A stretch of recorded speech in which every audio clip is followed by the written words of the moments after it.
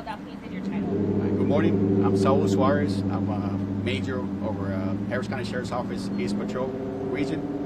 With me this morning, I have Assistant Chief Thomas Diaz to my right. He's over Law Enforcement Command. And I also have Sergeant Marco Carrizales. He's over District 3 Patrol. So about 5:30 a.m. this morning, our deputies responded to an in-progress call. The comments on the call slip advised that a male was on the middle of the road. And so we responded to the scene, determined that the male had been confirmed. He was deceased at scene. And the officers determined that it was involved in a homicide investigation. So our homicide protocol was initiated. Our homicide investigators responded to the scene, as well as our crime scene investigators. Preliminary information determined that around the 14100 block of Connorville Court, there was a burglary of a motor vehicle, and that B&V resulted in a rolling disturbance, and it was gunfire being exchanged, and it ended at this location, which is about the 16700 block of Wallaceville. We do have a person of interest at the scene. I also want to thank the community because it happened right in the close proximity of Harvey Brown Elementary School. So I do want to thank the community for your patience while we conduct this active investigation. I also want to thank the Harris County Precinct 3 Constable's Office for their assistance, and also the Channelview ISD for cooperating with us. And they've been making arrangements also to have the parents drop off the kids around 10:30 a.m. this morning.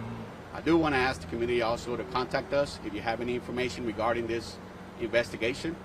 Please contact us at 713-221-6000. Thank you. So, Major, you're actively looking for the suspects then at this point? What can you tell us about the vehicle or any kind of description?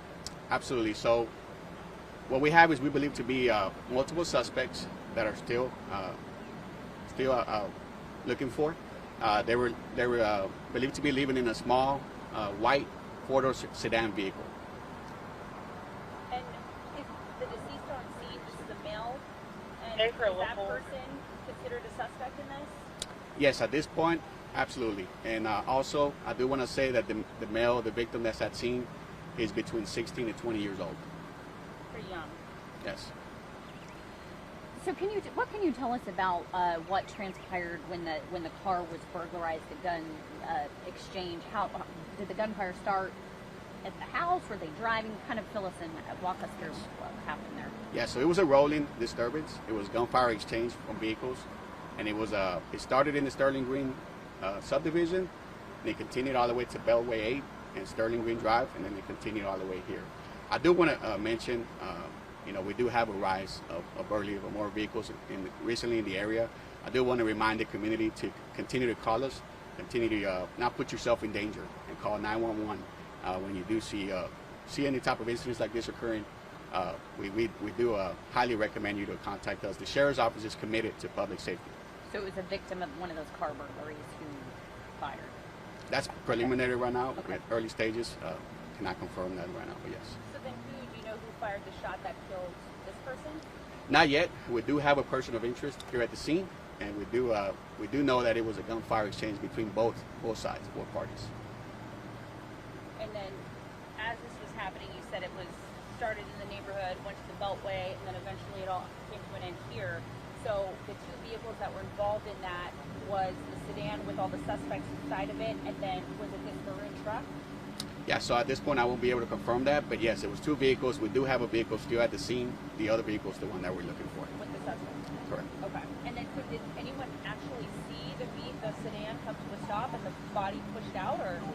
Yeah, at this point we do believe that. We do have several persons of interest and some witnesses here at the scene. We're still going to interview them until we determine what exactly happened. And how many times, can you tell how many times that person was shot? No, at this point I'm not able to tell. Still at this point, in the early stages of the investigation. Major, do we know how many vehicles in that area Conover were hit or broken into? Yeah, at this point we got information that there was no other vehicles. Okay. Yeah, that's One right. car? Correct. Okay. Is there a description of the other suspects that fled? No, sir, not yet. We'll put that out as soon as we get that description. How about a number? Do you know how many? We believe it was multiple suspects. Yes, sir.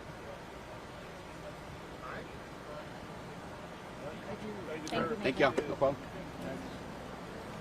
Hey, Gil, you want to do it in Spanish or? Yeah, I'll take it in Spanish. I'm sorry, I could answer that. What was that? So there was a witness out here who spoke to us. He claims his vehicle was broken into in addition to his vehicle. Okay. Marco, was there any other vehicles involved in this incident from the B&Bs? Yeah. There were several calls that they were trying to break into other vehicles in the community. One of the residents who happened to walk outside her home observed the suspect breaking into a vehicle, at which point she notified the owner of the vehicle. The owner of the vehicle came outside, observed the actual incident occurring, and that's where the rolling disturbance, as the major described, occurred. They were basically following each other, or he was following the suspect vehicle, giving the update information to the dispatch, notifying them where they were going. In some point in that disturbance, the suspect exchanged gunfire with the possible victim. Do you know if the suspect fired first or if the Ma'am, I neighbor- don't know, ma'am. Okay. So at first it was just a chase then, right? He's just following them, or they were immediately shooting at I each think other? they were following each other. He was trying to give us information where to stop him at. So he was on the phone with you? Yes, sir. Yes, Okay, ma'am. saying, this is where we're... Yes, ma'am. This is where we're heading. But to answer your question, we haven't had any other actual confirmed B&Bs. Maybe they were looking into other vehicles, but we don't have any other victims saying that they broke into their vehicles also. So was the exchange going on with, I mean, well, I know you said this, but it looks like it's probably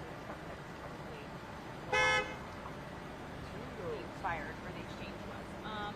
Any injuries to that person who was the, No. I guess, neighbor or citizen who was shooting? No, ma'am. No, ma'am. And nobody else was hit when this was happening? Not as of right now, ma'am. No. 5:30 in the morning? Yes, ma'am. Do we know what kind of gun? No, ma'am. Not as. We have one in possession right now, and we do have some show casings where the initial gunfire took place, but we don't know what the caliber it is right now. Will that person be facing charges? Ma'am, I know something that a homicide would be able to answer, ma'am. I won't. You talk about the The person of neighbor- interest? Yes. Yeah, so all our investigations will be turned over to the district attorney's office, and then we'll refer it to a grand jury, and then at that point we'll determine. So the person of interest is the neighbor from who found his target and broke it. We have several witnesses and persons of interest here, yes.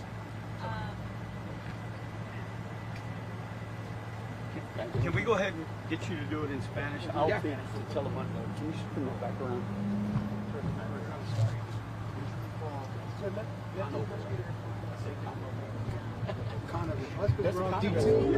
Oh yeah, that is D2. Ma'am, I have not confirmed it, ma'am. I'm sorry. I don't know if the. Buenos días, soy Saúl Suárez, mayor del Departamento de Alguacil del Condado de Harris. Soy comandante de la área del este de patrulla.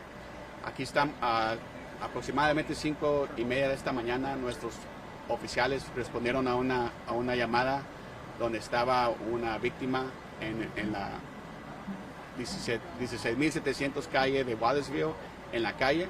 Esta víctima la confirmaron que no tenía signos de vida. Entonces respondieron nuestras unidades del Crime Scene Unit y de la unidad del homicidio para investigar el incidente. La información preliminar nos dice que hubo un incidente donde unos sospechosos se trataron de meter a un carro. En ese entonces hubo un tiroteo entre dos personas y una persona fue la que está en la calle sin vida. Le queremos recomendar a la comunidad que no se arriesgue si viera estas clases de situación, no se ponga su vida en riesgo. Por favor, llamen al 911. También, referendo a este incidente, si tienen una información de sospechosos, todavía tenemos más sospechosos que andamos buscando. Estos sospechosos están en un carro blanco de 4 puertas. Por favor, llámenos a 713-221-6000. Y también quiero agradecerle a la comunidad, también al Channelview ISD, porque aquí estamos enfrente de una escuela, Harvey Brown Elementary School, y queremos agradecerles a ellos por ayudarnos a avisarle a los papás de los estudiantes, y van a abrir la escuela a las 10:30. Es todo lo que tengo. Gracias.